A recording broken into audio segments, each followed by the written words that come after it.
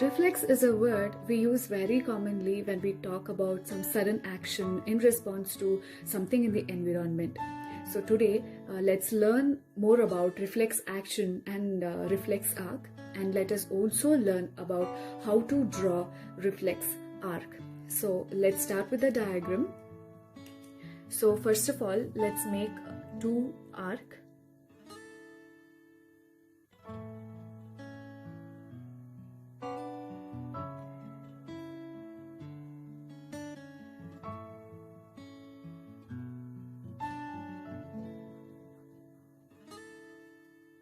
And either to this smaller ones.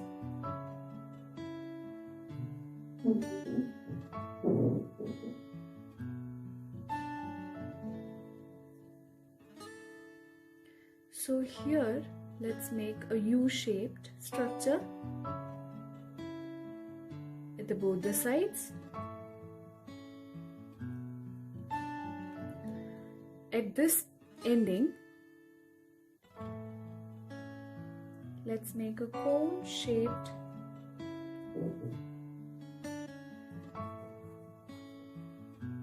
structure at both the sides.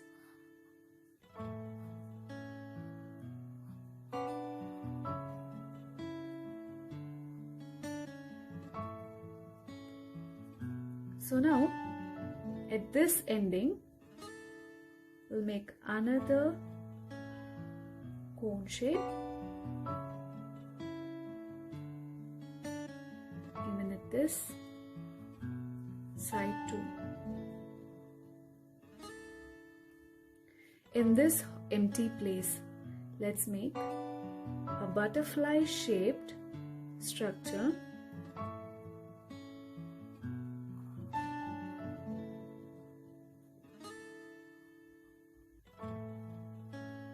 inside to this.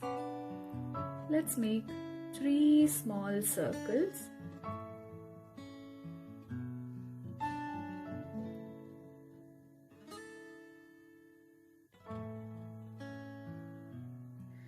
So from one circle, let's draw a straight line protruding outside.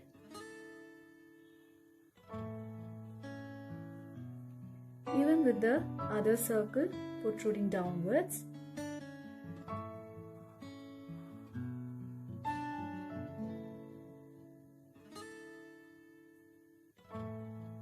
Stopping it right behind. So now at this place, let's draw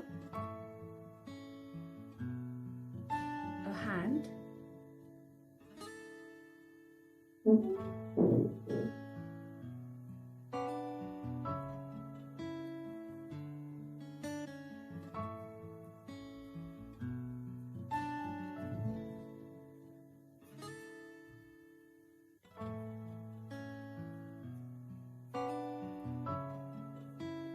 So here, let's make a diamond-shaped structure, and at the end, let's make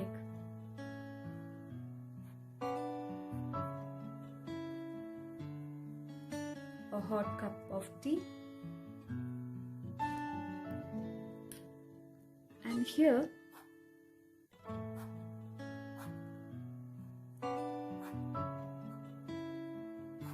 these are nothing but the endings of the spinal cord. Let's start with the labeling.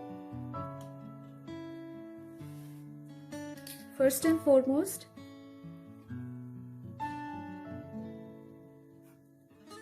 these are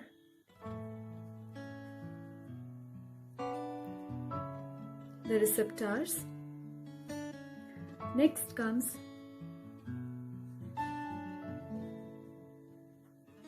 the effector neurons.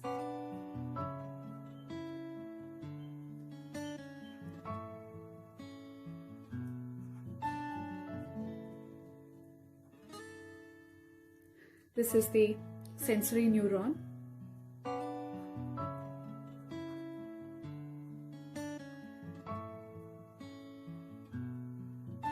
This is the motor neuron.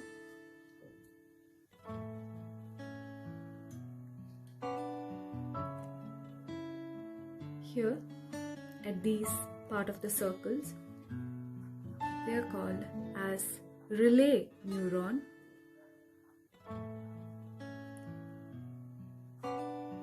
This is the spinal cord, which plays an important role in the reflex action and reflex arc, and this is the pathway for the message to brain.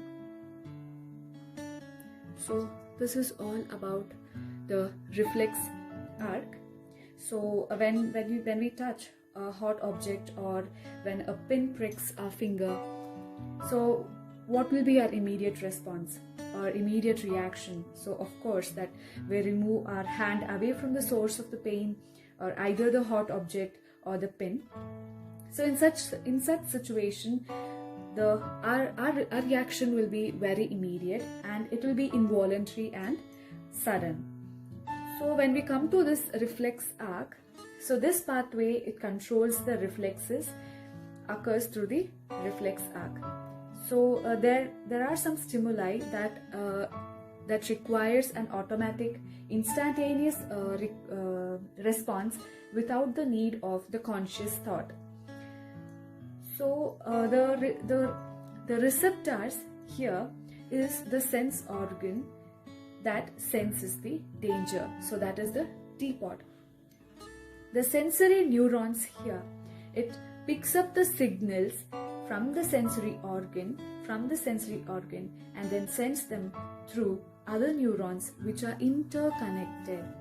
So it is then received by the relay neuron, which is present in the spinal cord,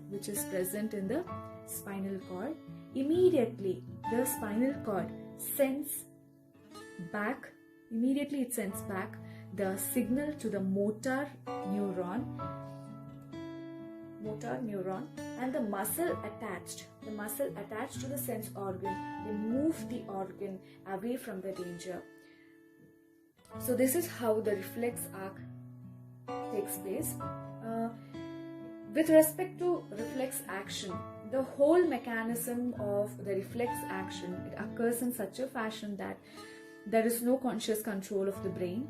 And here in reflex action, the spinal cord along with the brain is responsible for the reflex movements. So for example, like when light acts as a stimulus, the pupil of the eye changes in size, and coughing or sneezing because of irritants in the nasal passage. So the sudden removal of the hand from any sharp objects. So these are some of the examples of the reflex action. The whole process of the reflex action involves some of the important components, that may be the receptor organs, the sensory neurons, or the nerve center, or any effector neurons or motor neurons. These are some of the important components. Here the spinal cord in the nerve center, where the synaptic connections are formed. So here the associated neurons are present in the spinal cord, and the ventral horn of spinal cord has the motor neurons, and effector organ are the glands and the muscles that behave in response to stimuli. So the only difference between the reflex action and the reflex arc is that in reflex actions, the signal do not travel up to the brain, while in reflex arc,